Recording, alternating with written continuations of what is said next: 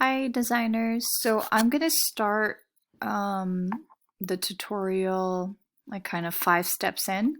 So you should have by now your flat iron building and you've removed the sky. So you'll see it with my layer mask that I've hidden the sky, and then I placed the thunder underneath my layer mask so you see the thunderous sky. And then I applied, let me just so, and then I've also added 2 adjustment layers, and I've used the layer adjustment mask here to kind of create that effect of the flat iron building looking darker. So just to show you, this is what your flat iron image is, but then I've applied adjustments so it fits the mood more. You also should have added Godzilla onto your layers and remove the white background using the layer mask. So you should have this done. You should know how to do this. And now I'm going to show you how to add flames coming out of his mouth using paintbrushes and also using filters. Okay. So first off, I need to create a new layer. So you go down here and you click new layer, and I'm gonna type in fire, and I make sure that I'm selected on it. I'm gonna grab my brush, and I'm okay with that brush. I'm gonna choose some colors. I'll go with like a red. Just kind of go like this. A little bit of orange. Get some yellow. This part really doesn't matter. Almost looks like a hot dog, but how you do this really doesn't matter because I'm going to show you these filters that will alter and create this kind of fiery, basically breath for Godzilla. So once you've done this, going back to my layers here, I'm going to close this one, and I have it selected. I go to the file menu bar and go to filter, and I'm first going to use Liquify, and I really like Liquify as a filter effects. I'm redoing the flame just because I noticed that the filter Liquify wasn't showing up, so I'm just going to make sure it fits into the screen.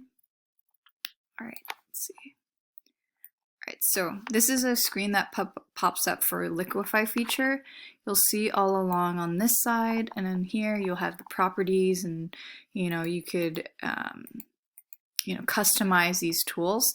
I'm going to be using this symbol, which is just forward warp tool. It looks like a finger is like poking an edge, and it really does work that way, where I could kind of just mesh and push the pixels that we drew with the paintbrush into these kind of like extreme shapes.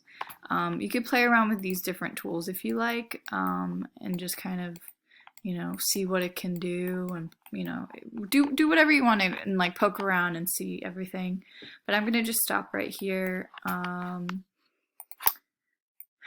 just want this to be like a smaller edge. Okay, so I'm gonna click OK. And then I want to create this more fiery texture, so I'm going to go back to the filter menu and go to Ripple. So it's under Distort Ripple. There are so many different filters, and feel free to explore, and if you're curious you could look at it. Something that we've seen before is the filter gallery that I showed you in Illustrator, and it's pretty much the same here as well, so feel free to check that out. But for right now, I'm going to just do these two. So this is like the customized window that you could use.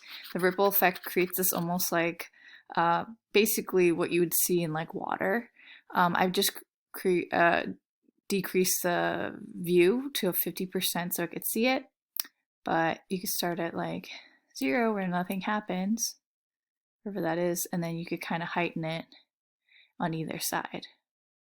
So, and you could also change like the ripple effect here. Okay, so there's that. I'm fine with the medium. I'm going to click OK. So there you have the fire feature. And it's pretty awesome, I think. All right, so once you create your fire, the next step is you're gonna include, I would like for you to add your King Kong. So I'll just do that really quickly for you. There's my King Kong. I'm gonna place that there. I'm gonna make sure that I press enter. I'm gonna change that to rasterized layer, and I want to have King Kong facing the other way. So I go up to edit, transform, flip horizontally, and there you have it. There's multiple ways to, kind of isolate King Kong. I'm gonna again use the new object selection tool. Select inside that box, make sure I'm selected on King Kong, and it did a pretty awesome job actually selecting King Kong. I'm fine with that. I'm gonna go ahead and add a layer mask, and that's pretty good. The thing is, I have this like fuzzy white edge around King Kong, which I don't feel like it blends in well with the environment. So I'm gonna go ahead and I'm gonna use my brush tool on the layer mask to remove the white. Now, some other things I wanted to show you was within your brush tool, you could actually change the shape of your brush, the angle of it and stuff, which I think will be great to removing like these hair, like these like fuzzy edges. So I'm gonna kind of tilt my brush that way. I'm gonna make sure I'm on black because that's hiding. I want to hide away those like white marks. I'm using a brush that has a fuzzy edge and not a straight edge. And I just kind of go in and I just kind of erase that. Not erase, but hide those white marks. If I go smaller with my brush, I could probably get more of that kind of fuzzy edge to make it look a little bit more natural. And again, if you erase too much, you know that you just have to press X to toggle to the white, and you could bring back your King Kong. So anyways, that's something else I wanted to show you with the brushes, that you could customize the angles. There's a whole lot of other brushes, but for now I just wanted to show you that you could change the angles while you're working with it. And you could remove or get these like edges a little bit more natural looking. Okay. So you feel more than welcome. Oh, you could also like transform your figures, place them somewhere, I don't know, however where you want. You could also play around with adding more adjustment layers, and just keep practicing. Like maybe you want to add shadows underneath these guys, and I would probably use like adjustments to do that and using layer masks. I want you to feel comfortable and practice all of the things that we've been learning. Once you're done, you're gonna go File, save it with your name, Godzilla PSD, and have fun.